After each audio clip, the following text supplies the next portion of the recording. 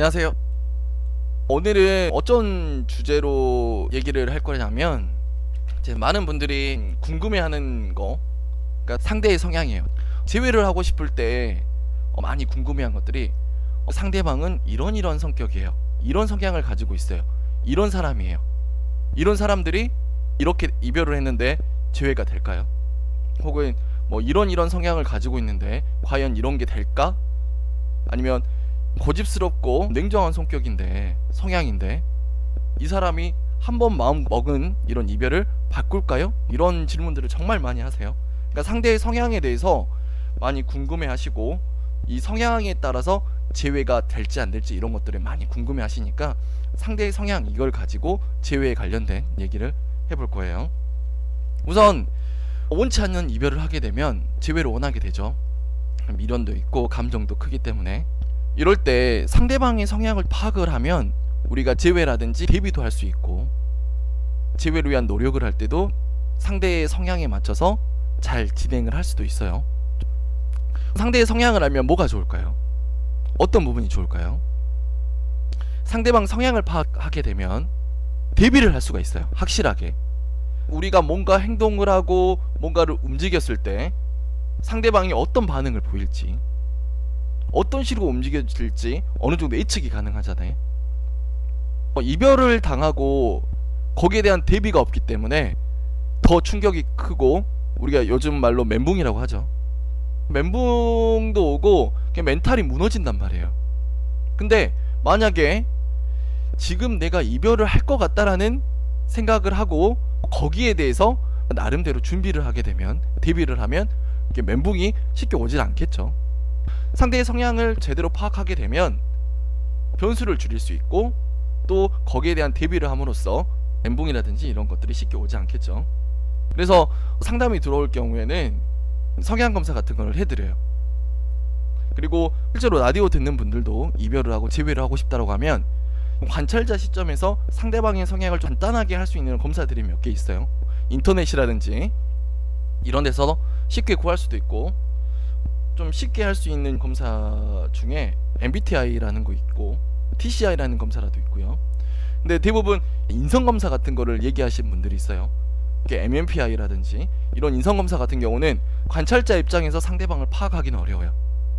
간단한 성향검사는 좋은데 너무 깊게 들어가는 인성검사 이런 것들은 오히려 상대방을 파악하는데 어렵고 상대방을 제대로 파악 못하면 오류가 생길 수도 있고 혼란이 올 수도 있겠죠. 그래서 좀 간단하고 관찰자 입장에서 상대방의 성향을 어느 정도 파악해낼 수 있는, 근데 여기서 대부분 사람들이 성향 검사를 하면 무조건 거기에 맞게끔 움직일 거란 생각을 하는데 성향은 경향성을 의미하는 거예요. 쉽게 회피적인 성향을 가진 분이라고 해봐요. 10번 중에 6번 정도 회피적인 모습이 드러난다. 10번 중에 6번밖에 회피적인 모습이 보이지 않았지만 이분도 성향으로는 회피적인 성향을 가진 분이라고 해요. 10번 중에 4번이나 회피적인 모습을 보이지도 않는데 회피적인 성향이라고 하죠. 이런 것처럼 성향은 경향성을 의미하는 거예요. 문제라든지 상황이라든지 이런 거에 직면하게 되면 거기에 맞게끔 경향성을 보여준다, 이런 의미이기 때문에 이게 절대적인 요소는 아니에요. 이거를 인지를 하셔야 됩니다. 그래서 재회를 할 때 상대방의 성향을 파악해 보는 게 좋아요. 저는 MBTI 많이 추천해 드리거든요. 쉽게 구할 수 있으면서도 상대방의 성향을 대략적으로 관찰자 입장에서도 충분히 파악해낼 수 있는 이런 검사이기 때문에 이용해 보시면 도움이 될 거예요.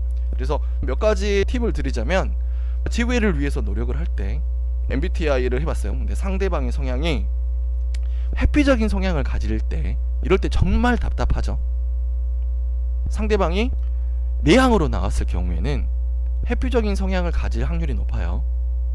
또 TJ 쪽 계통, 그러니까 좀 사고형의 고집스럽고 융통성이 없는 이런 분들, 이런 성향이 나왔다고 해요. 상대가 이런 분들은 정말 생각이 많아요. 사고형이기 때문에 그런 성향을 좀 역이용해 볼 필요가 있어요.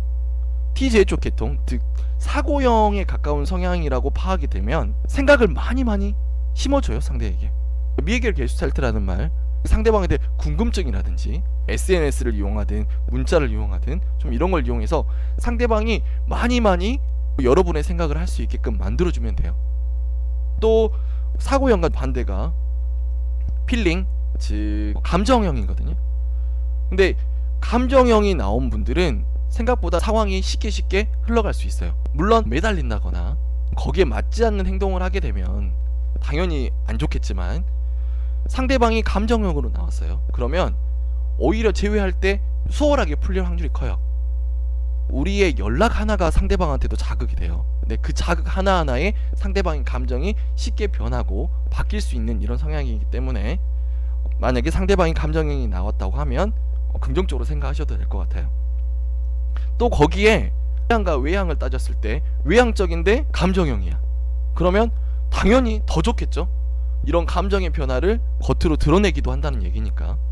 네, 이런 식으로 상대방의 성향을 파악해보면 재회를 위한 대비도 가능하고요.